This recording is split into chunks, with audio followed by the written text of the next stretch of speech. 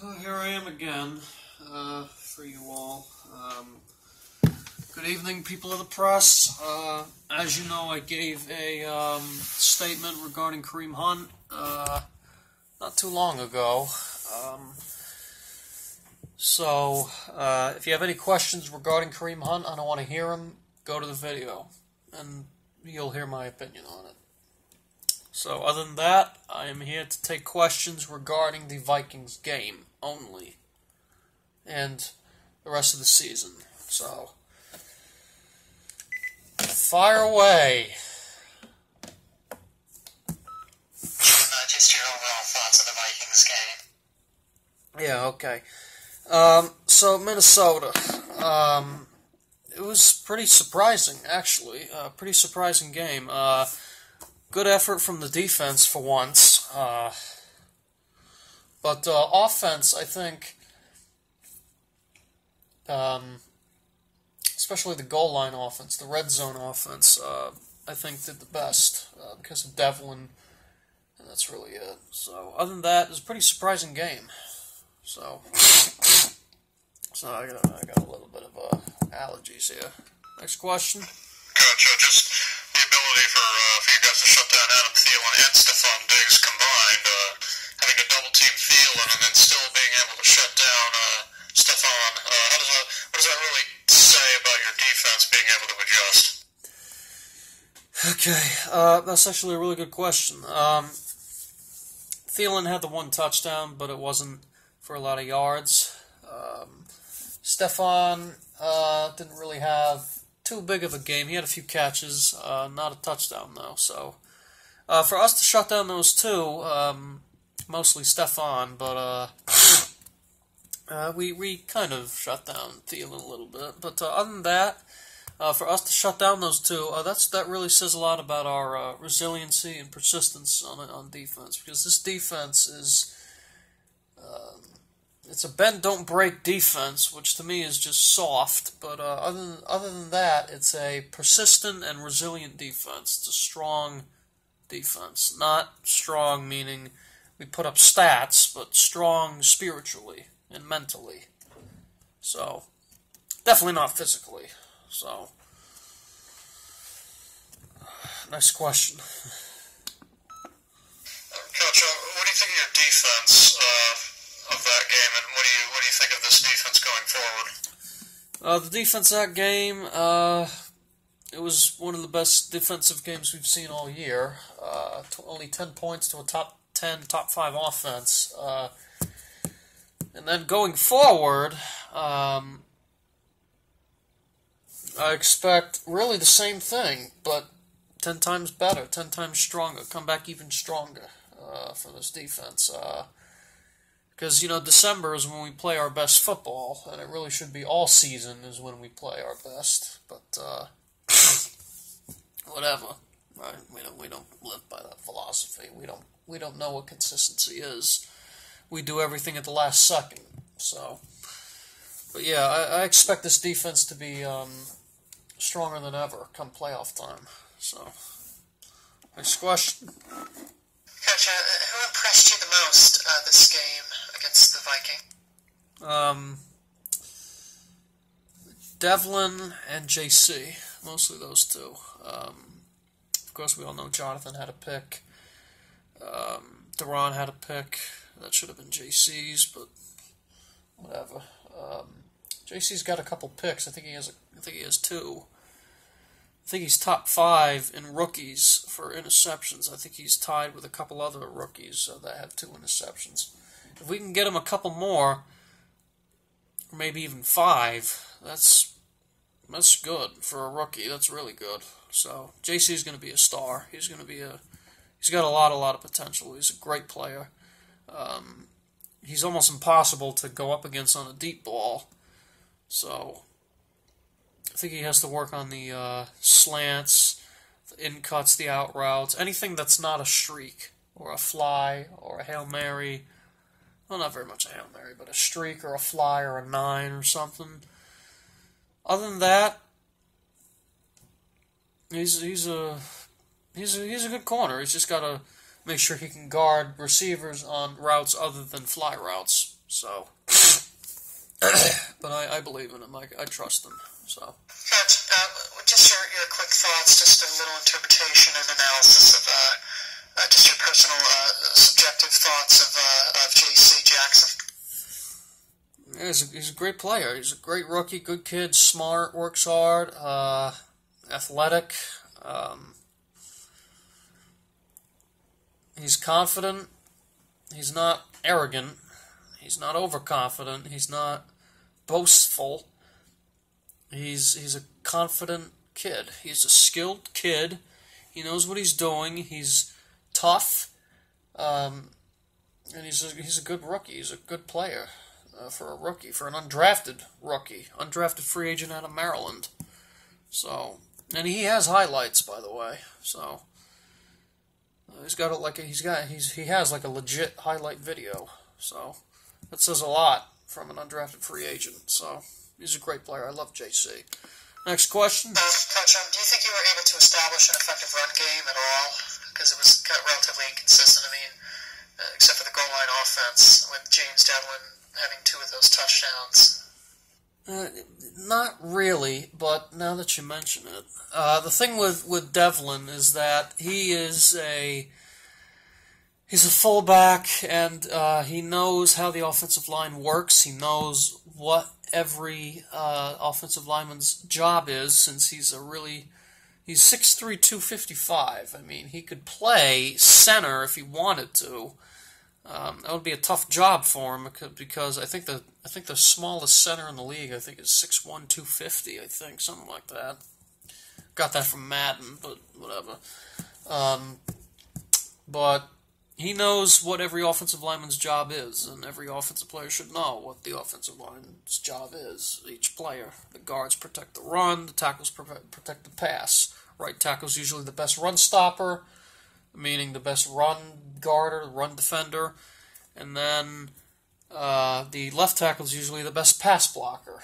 So the right tackle's the run blocker, left tackle's the pass blocker. If the quarterback is a righty, then the left tackle becomes the best pass blocker. If the quarterback is a lefty, then the right tackle is the best pass blocker, because we have this thing called the blind side. But anyway, that's a whole nother thing. So, yeah, James is a powerful guy, great blocker. So that's why. But other than that, I don't think the running game was too great. So, not too great of a run game. So I'm gonna have to watch film of this whole entire season again to see what we got to work on for next year, and see what we can do for the draft. So, yep. Next question. How do you think your offense as a whole did? Do you think the defense was stronger, or do you think the offense was stronger, or do you think it was a fairly equal thing? I think the defense had a slight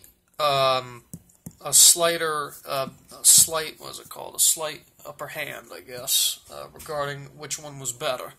The defense played pretty well against the top 10, top 5 offense. The defense more or less played pretty well. They did shoot themselves in the foot a couple of times, but the defense played pretty well. Finally. The offense was a little, out of 10, I'd give it maybe a 7.5, maybe 7.5. 24 points, I think we're better than 24 points. 2 touchdowns to James, 1 to Josh, and then a field goal. We can do better than that. Come on, we can do better than that. Come on, you know we can do better than that. So, offense wasn't bad. I just don't think it was at its best, and I think the defense had. I mean, it arguably was one of the best defensive games. So, and hopefully we will carry that out for the rest of the season, and that'll really test our consistency. All right.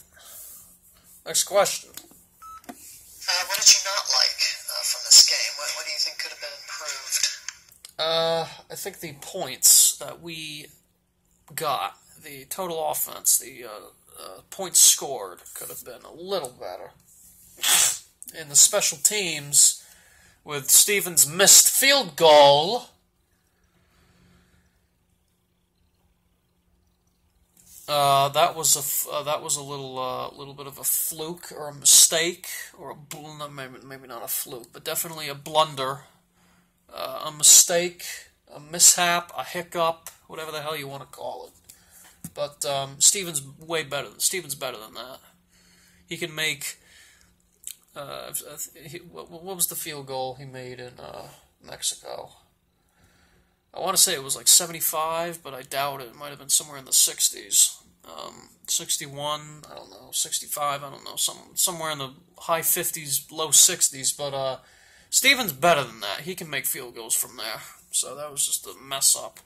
But could have been 27-10, but I guess not, right? So next question. Just the pass rush. Your thoughts on the pass rush this game? The pass rush still needs a little bit of work. That was one of the things I didn't like.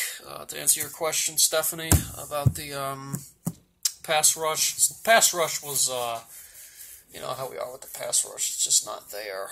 We got to do something about this pass rush. Maybe an attacking 4-3 or something. But we got to do something about this pass rush. I mean, we got a new pass rush coordinator.